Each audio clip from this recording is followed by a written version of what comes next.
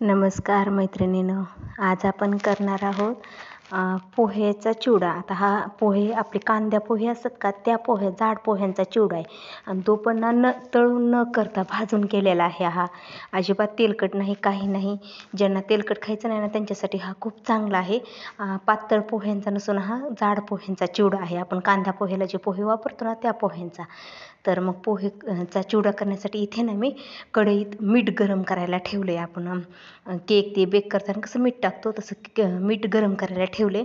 आणि इथं पुरणाच्या चाळणीनं ना मी आपले पोहे चाळून घेते. कारण पोह्यामध्ये ना खाली काय असं पांढरं टप पडतो ना, भुगा ते काही पीठ ते असतं, मग ते घाण हे करून चाळून घेते. आता जेवढे आपल्याला चिवडा करायचा ना तेवढे पोहे असे चाळून घ्यायचे. आता मी पोहे चाळून घेते तोपर्यंत तिकडं कढई आणि मीठ ना आपलं चांगलं गरम होते.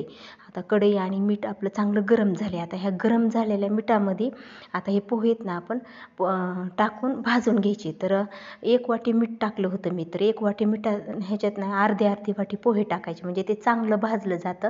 पोहे असे फुलतात, तुम्ही बघू शकता कसे गरमीनं ते असे फुगायला लागलेत ते मिठात. आणि इतके कुरकुरीत छान होतात, तळायची अजिबात आवश्यकता नाही. तेलकट खाऊ वाटत नाही ना तळलेला चिवडा काही जणांना, मग त्यांच्यासाठी हा खूप चांगला पर्याय आहे. तर 1 वाटी मीठ टाकलं ना तुम्ही त्या कढईत, तर त्याच्यात अर्धी वाटी पोहे टाकायचे ना असे भाजून घ्यायचे मिठात. तर जास्त वेळ लागत नाही, 1 मिनिटात तर पोहे आपले भाजून तयार होतात. मीठ गरम झालेलं असतं आणि फुल गॅस असतो, त्यामुळे ते चांगलं भाजले जातात. आणि ते लगेच मीठ आहे ना असं पुरणाच्या चाळणीत टाकायचं. मग मीठ खाली गळतं आणि पोहे भाजलेले तुम्ही पाहू शकता कसे किती छान फुललेत ते आपले पोहे वरी राहतात. तर मी तुम्हाला दाखवते. सुरुवाती बिना भाजलेले पोहे आणि भाजलेले पोहेत लगेच फरक जाणवतो, कलर पण चेंज होतो आणि फुलतात पण ते.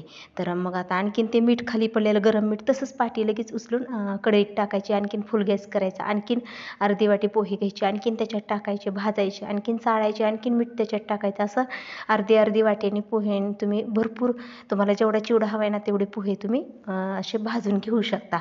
आणि प्रत्येक वेळेस मीठ असं चाळायचं, म्हणजे त्याला मीठ अजिबात चिटकत नाही. आणि नंतर ना आपण चिवड्याला अजिबात मीठ टाकणार नाहोत, कारण आपण मिठात भाजल्यामुळं ना त्या पोह्याच्या असं अंगात मीठ ही झालेलं असतं, मुरलेलं असतं. त्याच्यामुळं आपल्याला चिवड्याला नंतर मीठ टाकायचीच गरज नाही. एवढ्या ह्याच्यातच ते बस होतं आहे आपलं मीठ. चिवड्याला चव खूप छान येते. तर मी आता अशाच प्रकारे जेवढा चिवडा करायचा ना तेवढे सर्व पोहे असे भाजून घेते आणि चाळून घेते. आणि इतर साहित्य पण आपण असंच भाजून घेणार आहोत, अजिबात तळणार नव्हतं आपण कोणतंच साहित्य. शेंगदाणे असो, डाळवं असो, खोबरं, कढीपत्ता, काहीच आपल्याला तळायचं नाही. सर्व साहित्य असंच, पोहे कसे आपण भाजलेत तसंच मिठात सर्व साहित्य आपल्याला असंच भाजून घ्यायचं आहे. तर मी आता सर्व साहित्य असंच भाजून घेते. सुरुवातीला जास्त मीठ गरम झालं तर त्याच्यामुळे जरा लालसर कलर आला पोह्याला, पण बाकीचे परत चांगले भाजले. तर आता आपले पोहे भाजून झाले, तर आता आपण शेंगदाणे भाजून घेऊया. तर तुम्हाला जेवढे शेंगदाणे टाकायचे तुमच्या ह्याच्यामध्ये चिवड्यामध्ये, तेवढे शेंगदाणे तुम्ही असे मिठात भाजून घ्या. आणि लगेच असे फुटल्याने होतात शेंगदाणे मिठात, त्याला चिरा गेल्याने त्याचे साल वेगळं होतं, लगेच ओळखायला येतं आपल्याला, कलर चेंज होतो. आणि मग भाजले तुम्ही पाहू शकता अशा प्रकारे. आता शेंगदाणे पण भाजले चांगले खरपूस. मग ते पण चाळून घेते. मीठ खाली राहतं आणि शेंगदाणे साल लगेच निघत आहे त्याचं.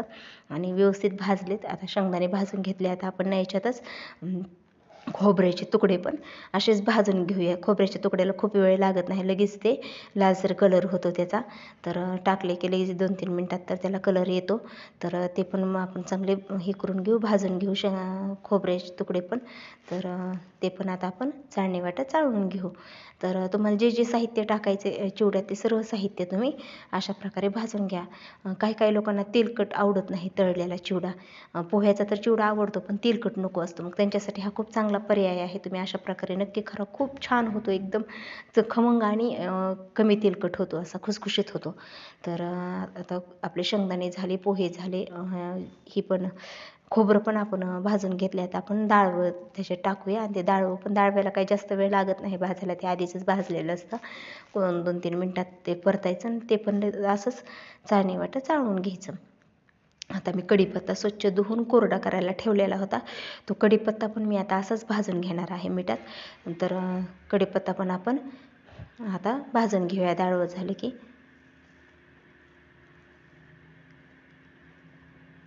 तर कढीपत्ता टाकला आहे मी आता मिठात आणि ते चांगलं भाजून घेते असा कुरकुरीत होईपर्यंत. आपण लगेच हाताने मॅश केला ना त्याचे तुकडे लगेच सहसा आता तुम्ही पाहू शकता आता कसं आहे भाजल्यानंतर लगेच कळतो आपल्याला, कलर पण चेंज होतो ना असा कुरकुरीत होतो, लगेच खळखळ वाजतो असा.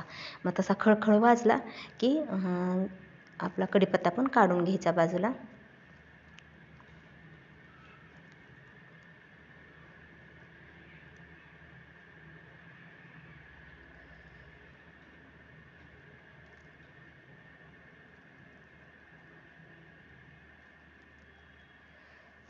तर आता ते सर्व साहित्य मी मिक्स केले आपले पोहे, शेंगदाणे, डाळ, खोबरं आणि कढीपत्ता ना आपल्या त्या पोह्याच्या ताटातच सर्व मी साहित्य मिक्स करून घेतात. आपण याच्यात फोडणी टाकूया.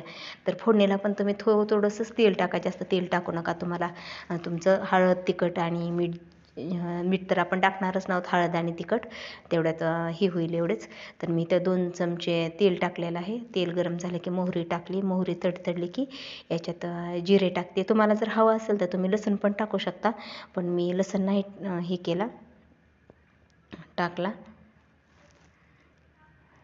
तर मोहरी तडतडली, जिरे टाकते. जिरे चांगले फुलले की आपलं हळद आणि लाल तिखट टाकले मी. तुम्हाला हवं असेल तर तुम्ही हिरव्या मिरचीचे तुकडे टाकू शकता, तळून घेऊ शकता. आणि धने जिरे पूड टाकली मी, दुसरा मसाला कोणता नाही टाकणार मी, फक्त धने जिरे पूड टाकली.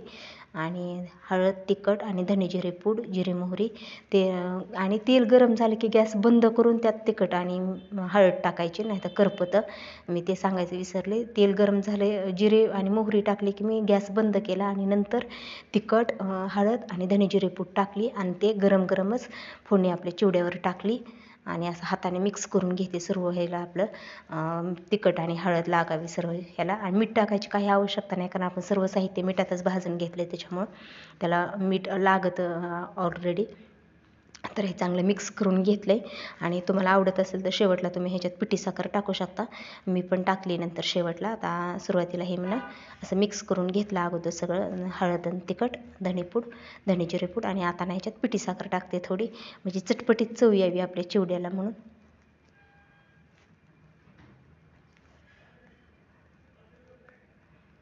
तर पिठी साखर टाकल्यास पण मी चांगलं हलवून घेतलं, त्याला मस्त मिक्स करून घेतलं.